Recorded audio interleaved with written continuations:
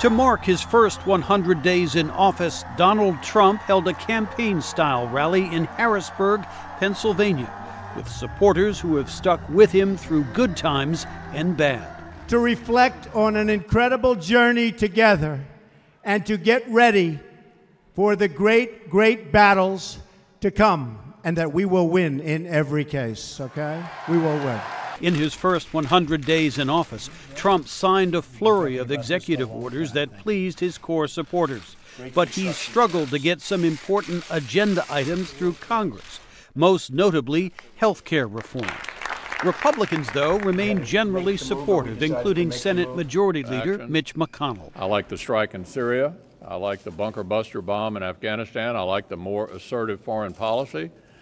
As I've said repeatedly, I'm not a big fan of the president's tweeting habits. For Democrats, Trump has been a source of protest and resistance, and that will likely continue, says Senate Democratic leader Chuck Schumer. The president's my way or the highway approach is one of the main reasons he has to show little on health care and show little for his first 100 days in office. The only thing we have to fear is fear itself. The standard for the most active first 100 days was set by Franklin Roosevelt, who came to power at the height of the Great Depression in 1933. Republicans Ronald Reagan and George W. Bush and Democrats John Kennedy and Bill Clinton all overcame early presidential stumbles to build a record of achievement. But Trump may need some victory soon to turn around his historically low approval ratings, says analyst William Galston.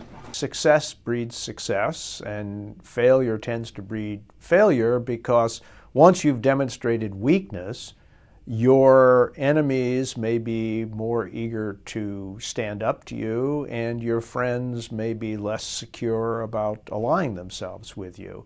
Trump has worked hard to retain the support of his political base, says Sarah Binder. There really isn't anybody in the center, and it becomes a little lonely there. I think they get much greater company and boost from turning to their base. Historically, presidents have the most political leverage early in their term, says historian Richard Norton Smith. I mean, the greatest single danger that the modern presidency confronts is the risk of overexposure. Not because of anything particularly the president does or doesn't do, but it's simply the incredible saturation coverage that any White House generates these days. Thank you. God bless you. Thank you. Successful presidents like Roosevelt, Kennedy, and Reagan were able to broaden their public appeal over time. And that is perhaps the greatest challenge now awaiting Donald Trump. Jim Malone, VOA News, Washington.